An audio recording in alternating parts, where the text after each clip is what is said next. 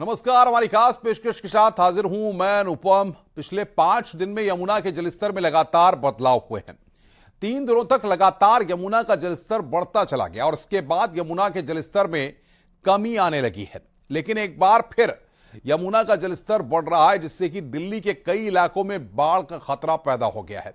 दिल्ली में एनडीआरएफ की 17 टीमें तैनात की गई हैं। आप देख रहे हैं इस वक्त 5 तस्वीरें अपनी स्क्रीन पर, जिसमें चारों तरफ सिर्फ अगर कुछ नजर आ रहा है तो सिर्फ पानी ही पानी चारों तरफ नजर आ रहा है। दिल्ली में जल भराव हुआ है, सड़क पर भारी पानी है, चारों तरफ पानी ही पानी है। रेल सेवा बहाल और सड़क पर सैलाब। ये तस्वीरें इस बात की गवाही देने के लिए काफी हैं कि परिस्थितियां किस तरीके की बनी हुई हैं, हालात किस तरीके के हैं।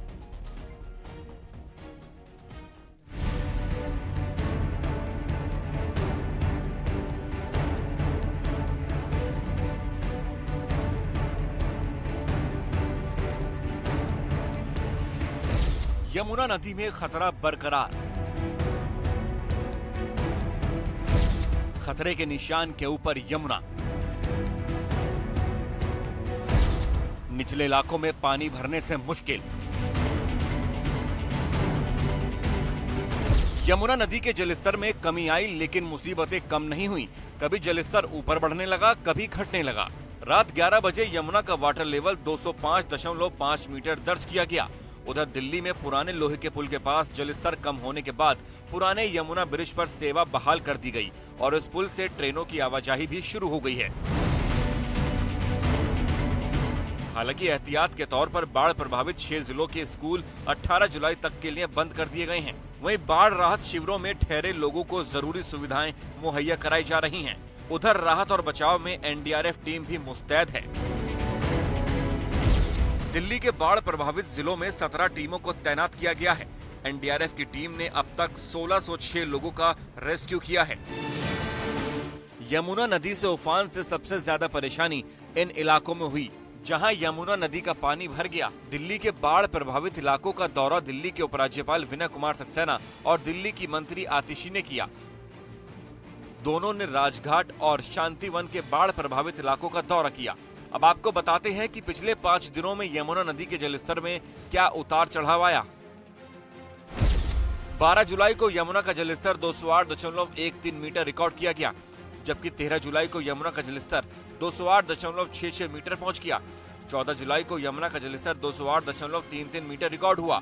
15 जुलाई को यमुना का जलस्तर 206.60 मीटर दर्ज हुआ, जबकि 16 जुलाई को यमुना का जलस्तर 205.50 मीटर रिकॉर्ड किया गया।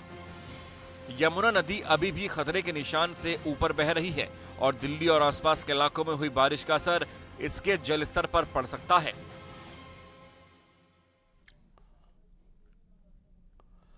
तो अलग अलग तस्वीरें काफी भयावह हैं। हालात और परिस्थितियां किस तरीके की हैं, यह भी आप इन तस्वीरों और रिपोर्ट्स के जरिए देख रहे हैं। दिल्ली में बाढ़ का आलम यह है कि यहां पर पानी कम होने का नाम नहीं ले रहा है। अब भी सड़कों पर जलभराव की स्थिति बनी हुई है, जिसके चलते लोगों को दिक्कतों का सामना करना पड़ रहा है। हालांकि यमुना का जलस्तर भी अभी स्थिर बना हुआ है, लिहाजा अब भी दिल्ली वालों को राहत मिलती नहीं दिखाई दे रही है।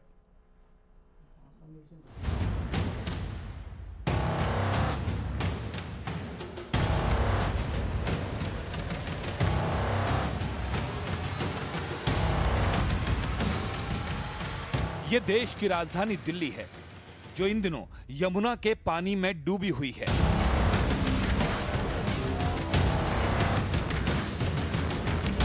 सड़कें दरिया बनी हुई हैं, राजघाट तालाब बना हुआ है, लाल किला डूबा हुआ है। ये मंजर दिल्ली के लाल किले का है। ऐसा लगता है कि यह किला दरिया के बीचों बीच बना हो, जिसके चारों तरफ पानी ही पानी है।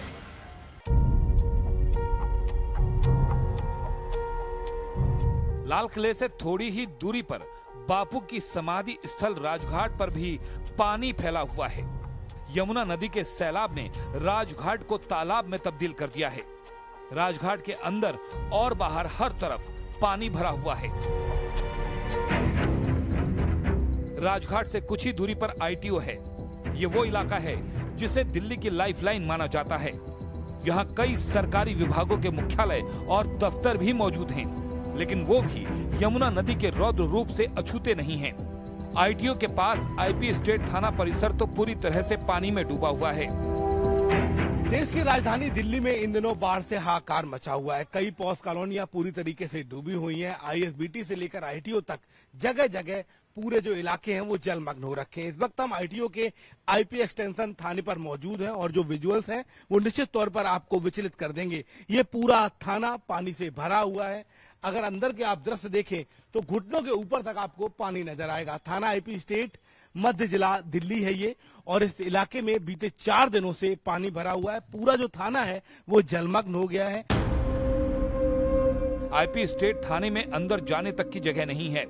वहाँ घुटनों तक पानी भरा हुआ है और कामकाज पूरी तरह से ठप पड़ा हुआ है।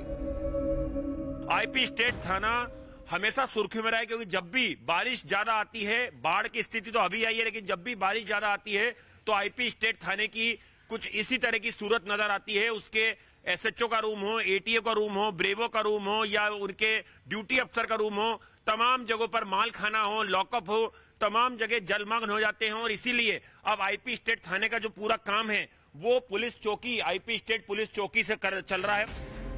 भले ही यमुना नदी का जलस्तर घट रहा है, लेकिन मुसीबत भी बरकरार है। यमुना किनारे अलग अलग इलाकों में भरे पानी से अब बदबू आने लगी है। यमुना का लौटता पानी और पीछे छूटती गंदगी दिल्ली के लिए बड़ी मुश्किल बन रही है।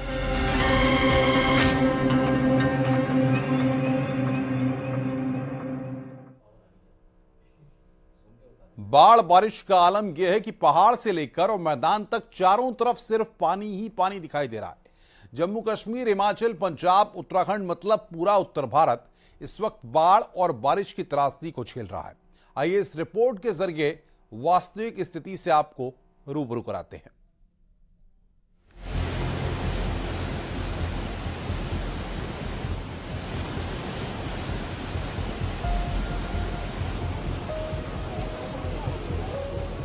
हिमाचल प्रदेश के कुल्लू में बादल फटने से तबाही का मंजर है। बादल फटने से आए सैलाब की चपेट में सैकड़ों घर और गाड़ियां आ गईं। खराहल घाटी में न्यूली जवानी नाला में बाढ़ से कई दुकानों और मकानों को भारी नुकसान पहुंचा। पुल और पुलिया क्षतिग्रस्त हो गए। बताया गया कि अचानक आए सैलाब के चलते एक आदमी की मौत हो गई, जबकि 3 लोग घायल हैं। हिमाचल प्रदेश में 24 जून से अब तक भारी बारिश से 117 लोगों की मौत हो चुकी है।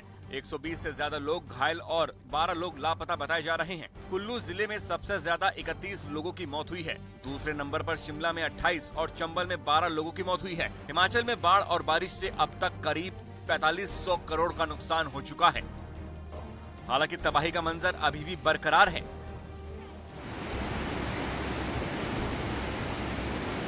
उत्तराखंड में भारी बारिश की वजह से गंगा नदी का जलस्तर लगातार बढ़ता जा रहा है, जिसकी वजह से हरिद्वार में भीमगोड़ा बैराज का एक गेट टूट गया।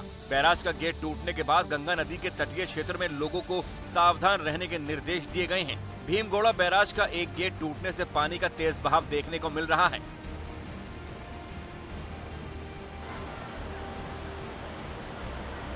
ऋषिकेश में भी गंगा नदी का जलस्तर बढ़ने से बाढ़ का खतरा बढ़ गया है। ऋषिकेश में त्रिवेणी घाट पर गंगा आरती स्थल पूरी तरीके से जलमग्न हो चुका है। परमार्थ निकेतन में लगी शिव मूर्ति तक पानी पहुंच गया है। त्रिवेणी घाट पर 2 प्लेटफॉर्म गंगा नदी में डूब गए हैं। गंगा नदी का लगातार बढ़ता जलस्तर अब मुसीबत बनता जा रहा है। जम्मू कश्मीर में भी आफत बरकरार है। अखनूर नदी में चिनाब नदी का जलस्तर बढ़ने की वजह से कटरी इलाकों में रहने वाले लोगों पर बाढ़ का खतरा मंडरा रहा है।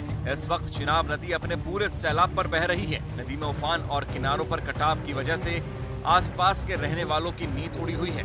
तेज बहाव की वजह से चिनाब नदी लगातार कटान पर है, जिससे अखनूर के कटरी इलाकों में रहने वाले लोगों पर जान का खतरा मंडराने लगा है। जम्मू कश्मीर के पुलवामा में भी बादल फटने से हालात बिगड़ गए हैं। नदी नालों में सैलाब आ गया है। अचानक पानी आने से सैकड़ों की संख्या में जानवर बह गए हैं। कई गांवों का संपर्क टूट गया है। सेना ने लोगों को नदी नालों से दूर रहने की सलाह दी है। इस बीच जम्मू कश्मीर में भारी बारिश की वजह से उफनती नदी के बीच में एक लड़का फंस गया और उसकी जान पर बनाई, जिसके बाद उस लड़के को किनारे पर लाने के लिए पुलिस के साथ सेना की भी मदद लेनी पड़ी। गनीमत ये रही कि समय पर रेस्क्यू कर लड़के को बचाया गया। हिमाचल प्रदेश के कुल्लू में लगातार हो रही बारिश के चलते नेशनल हाईवे भी बर्बाद हो गया है। भारी बारिश की वजह से मनाली में हाईवे की हालत खराब हो चुकी है, जिसके बाद एहतियात के तौर पर नेशनल हाईवे को बंद कर दिया गया। हाईवे बंद होने से सड़क के दोनों तरफ ट्रकों की लंबी लाइन लग गई है। हिमाचल के मंडी में भी लगातार हो रही बारिश के चलते नदी में सैलाब और शहर में जलभराव के हालात दिखाई दिए।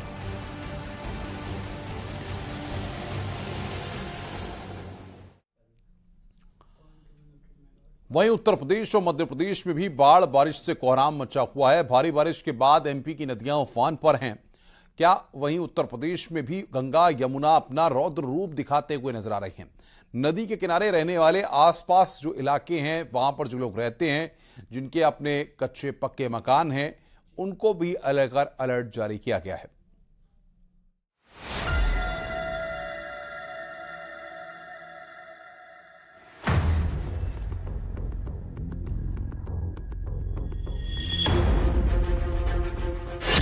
यूपी से एमपी तक आफत की बारिश,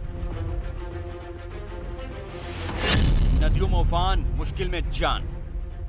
मध्य प्रदेश और उत्तर प्रदेश दोनों ही राज्यों में भारी बारिश से हाहाकार मचा हुआ है। नदी नालों में उफान आ गया है। बारिश लोगों के लिए मुसीबत बन गई है। भारी बारिश के बाद मध्य प्रदेश में नदियां उफान पर आ गई हैं। रायसेन के महादेव पानी में 3 लड़के पानी के तेज बहाव में बह गए।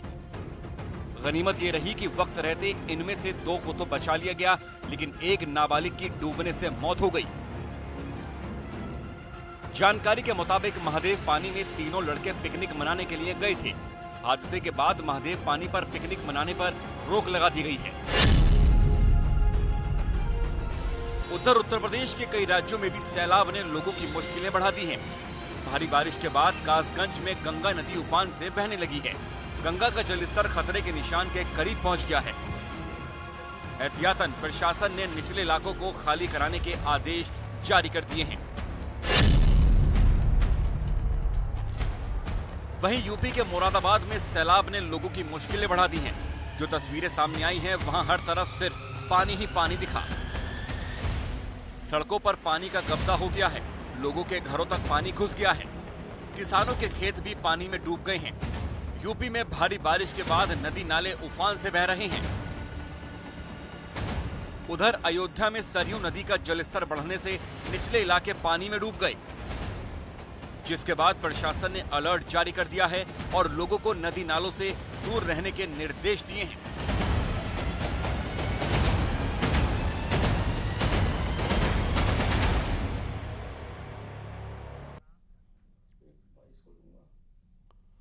रुक रहे हैं यहां पर एक ब्रेक के लिए। ब्रेक के बाद भी खबरों का सिलसिला लगातार जारी है।